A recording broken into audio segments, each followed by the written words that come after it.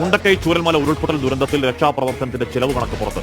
സുത്യർഹമാണോ കുംഭകോണമാണോ എന്ന് കണക്ക് നോക്കുമ്പോൾ അറിയാം. ഒരു മൃതദേഹം സംസ്കരിക്കുന്നതിന് 75,000 രൂപ ചെലവായെന്നാണ് സർക്കാർ ഹൈക്കോടതിയിൽ സമർപ്പിച്ച സത്യവാങ്മൂലം.